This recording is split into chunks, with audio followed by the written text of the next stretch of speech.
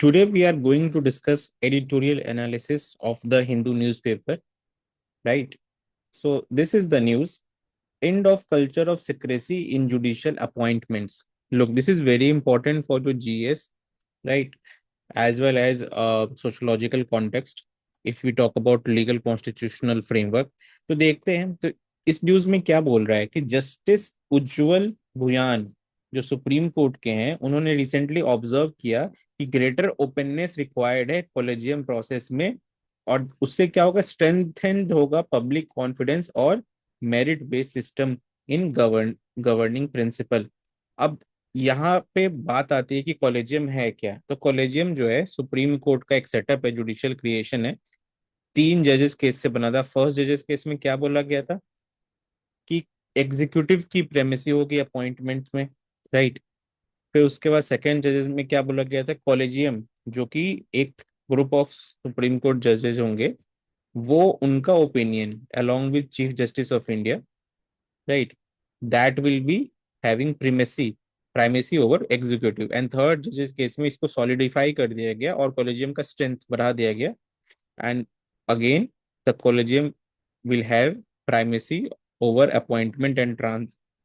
यहाँ पे बात किस पे हो रही है, appointment in higher judiciary and transfers, right. यहाँ पे कॉलेजियम का प्राइमेसी होगा। अभी यहाँ पे आपको ये भी पता होना चाहिए कि फली नरीमन जो बहुत बड़े जुडिश थे, उन्होंने जो है वो सपोर्ट किया था थर्ड जजेस केस को, लेकिन बाद में उनका ये कहना था कि they are not receptive to at all to the bar. वो रिफॉर्म्स के पक्ष में नहीं, रिफॉर्म्स नहीं कर रहे हैं, ठीक है। अब देखो इसमें और क्या इंपॉर्टेंट चीज है कि क्यों लीस्ट ट्रांसपेरेंट है आपका कॉलेजियम सिस्टम। बिकॉज यहाँ पे कोई नोटिफिकेशन नहीं आता है वैकेंसी के लिए, कोई एलिजिबिलिटी मैट्रिक्स नहीं होता है, कोई नोन मेथोडोलॉजी नहीं है कैंडिडेट को, यानी कि सब कुछ जो है ये एक डार्क पैटर्न है। डार्क पैटर्न, न तो कोई आपके पास नोटिफिकेशन आ रहा है वैकेंसी के लिए, न तो एलिजिबिलिटी पता है किसी को, और न तो कोई मेथोडोलॉजी फिक्स है। सब कुछ सब्जेक्टिव है, ठीक है, सब कुछ सब्जेक्टिव है और सब कुछ कंट्रोल्ड है बाय कॉलेजियम। ये जो है इसका क्रिटिसिज्म है। अब देखिए इसको, रिजोल्यूशंस विदाउट रीजन। अक्टूबर 2017 में एक रिजोल्यूशन पास किया गया था, ठीक है। उसके बाद से जो है वो सुप्रीम कोर्ट बताने लगी थी ब्रीफली कि क्यों हम इस जज को सेलेक्ट कर रहे हैं, ट्रांसफर कर रहे हैं, लेकिन बाद में 2024 के बाद जो है ये बहुत ही ज्यादा बिल्कुल खत्म ही हो गया। एंड ये बताया नहीं गया बिकॉज उनका कहना था कि ज्यादा स्क्रूटनी होने लगती है जजेस की, इसलिए दैट इज नॉट गुड, ये कहा गया था नवंबर 18 2024 में। अब इसके बाद आप देखो कि जो मीडिया वन जजमेंट आया था, मीडिया वन जजमेंट, राइट, ये क्या कहता है कि सील्ड कवर सिक्रेसी जो है वो एंटीथेटिकल है ट्रांसपेरेंसी एंड अकाउंटेबल सिस्टम की। ये आप GS4 में भी यूटिलाइज कर सकते हो कि मीडिया वन जजमेंट में ये बोला गया था कि जो भी सील्ड कवर में चीजें कोर्ट के पास जा रही हैं वो एंटीथेटिकल है ट्रांसपेरेंसी के और अकाउंटेबिलिटी के, लेकिन ये चीज हो रही है। अब इसमें क्या है, अंकल जजेस। अंकल जजेस का मतलब क्या है कि जो रिलेटिव्स हैं सिटिंग और रिटायर्ड जजेस के, वही अपॉइंट हो रहे हैं बार बार जजेस, जिससे कि सेम जो है एक पैटर्न चल रहा है जुडिशरी के अंदर। अब ये 2018 के अंदर यूनियन गवर्नमेंट ने फ्लैग किया था कि 33 नेम जो रिकमेंड किए हैं इलाहाबाद हाई कोर्ट ने, उसमें से 11 नेम जो है वो रिलेटिव हैं जजेस के, सिटिंग जजेस के, रिटायर्ड जजेस के। और 2025 में ये पाया गया कि 30% जो सुप्रीम कोर्ट में जजेस हैं वो फैमिलियर लिंक है फॉर्मर जजेस से। ये क्या बताता है, ये बताता है अंकल जज वाली जो चीजें जो चल रही हैं ये बताता है ये, ठीक है।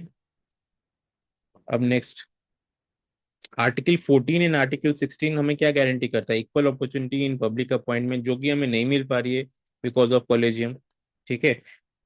अब बाकी कंट्री का हम देखते हैं केस स्टडी क्या हो रहा है बाकी कंट्रीज में। अब यूके में क्या होता है, यूनाइटेड किंगडम में जुडिशियल अपॉइंटमेंट कमीशन होती है। वो क्या करती है, पब्लिकली एडवर्टाइज करती है वैकेंसी को और स्ट्रक्चर्ड इंटरव्यू लेती है, ठीक है। पब्लिक एडवर्टाइज करती है, स्ट्रक्चर्ड जो है वो इंटरव्यू लेती है, ठीक है। और उसके बाद साउथ अफ्रीका की बात करो आप, साउथ अफ्रीका में जुडिशियल सर्विस कमीशन जो है वो भी नॉमिनेशन इनवाइट करता है पब्लिकली और टेलीवाइज इंटरव्यू होते हैं, तो टेलीविजन पे इंटरव्यू होते हैं इसके। तो ये कितना ज्यादा ट्रांसपेरेंसी है इनमें, राइट। पब्लिकली जो है वो टेलीविजन पे इंटरव्यू ले रहे हैं। तो ये जो है केस स्टडी है, ये आपको याद रखना है और साइट करना है कोलेजियम के केस में। फिर पॉलिटिकल थ्योरिस्ट जो है हेबरमास, उनका क्या कहना था कि democratic legitimacy ultimately rest on public sphere. ठीक है, ये पब्लिक जो है वही इन्फोर्स करा सकती है इन सारी चीजों को, ये है हेबरमास का कहना। अब देखो, एक जो है बात आती है जुडिशियल अपॉइंटमेंट में कि सोशल मीडिया के ऊपर अब कोई भी चीज होती है, यहाँ पे क्या दे रखा है कि जो सीजीआई हैं, ऑनरेबल सीजीआई, उनके जो रिमार्क्स है उनकी स्क्रूटनी हो, जैसे कॉकरोच वाली चीज, या फिर कुछ भी अपॉइंटमेंट होता है वो सब सोशल मीडिया पे डिस्कशन होना स्टार्ट हो जाता है। तो इसके लिए ज्यादा जरूरी क्या है कि आप वॉलंटरली जो है वो डिस्क्लोजर करो, जिससे स्ट्रेंथन हो इंस्टीट्यूशंस, rather देन कि सोशल मीडिया के ऊपर इसके ऊपर क्रिटिकल असेसमेंट हो। ठीक है, अब देखो यहाँ पे इनका ये कहना है कि हमें कॉलेजियम सिस्टम को खत्म नहीं करना है बट मॉडर्नाइज करना है। यहाँ पे इनका मेन बोलना ही है मॉडर्नाइजेशन के बारे में, कैसे, how will we do modernisation. तो उनका ये कहना है कि a transparent framework could publish anticipated vacancy, मतलब ट्रांसपेरेंट फ्रेमवर्क से कितनी वैकेंसी होने वाली है वो आप एडवांस में बताओगे। इनवाइट करोगे एप्लीकेशन को एलिजिबल एडवोकेट से, डिस्क्लोज करोगे ऑब्जेक्टिव एलिजिबिलिटी क्राइटेरिया, और रिकॉर्ड करोगे रिकमेंडेशंस कि क्यों एक कैंडिडेट को आपने दूसरे के ऊपर प्रेफर किया। ये इनका रिकमेंडेशन है। ठीक है, ये आप डायरेक्टली साइड कर सकते हो। अब देखो, constitution has promised an independent judiciary but equally promise equity, fairness and reason decision making. Constitution ने अगर बोला है कि जुडिशरी इंडिपेंडेंट होंगी, तो उसने ये भी बोला है कि इक्विटी की बात बोली है उसने, फेयरनेस की बात बोली है उसने, रीजन डिसीजन मेकिंग की बात बोली है, ड्यू प्रोसेस की बात बोली है। तो डिबेट ये है कि ट्रांसपेरेंसी को हटा के हम कैसे, सॉरी, ट्रांसपेरेंसी को लाके किस तरीके से we can remove the opacity, this is the debate. तो ये जो है ओवरऑल आपका इम्पोर्टेंट आर्टिकल था। Now let's look at sociological dimension. तो देखो, मैक्स वेबर का जो रैशनल लीगल अथॉरिटी है उसका क्या कहना है कि मॉडर्न इंस्टीट्यूशंस जो हैं वो डिराइव करते हैं लेजिटिमेसी इम्पर्सनल, रूल बाउंड और प्रेडिक्टेबल प्रोसीजर से। अगर यहाँ पे आप जो है पर्सनल डिस्क्रिप्शन पे, जैसे कॉलेजियम में चीजें हो रही हैं वो चीजें करोगे, तो वो अगेंस्ट हो जाएगी रैशनल लीगल अथॉरिटी के। हेबरमास का क्या कहना है कि डेमोक्रेटिक लेजिटिमेसी रिक्वायर करता है रिस्पॉन्सिव होना पब्लिक रीजन को। अभी पब्लिक का डिमांड है कि ट्रांसपेरेंसी होनी चाहिए, तो आपको ट्रांसपेरेंसी लानी चाहिए, because that is for democratic legitimacy of institution. अगर नहीं लाओगे तो डेमोक्रेटिक लेजिटिमेसी ऑफ जुडिशरी जो है that will be under threat.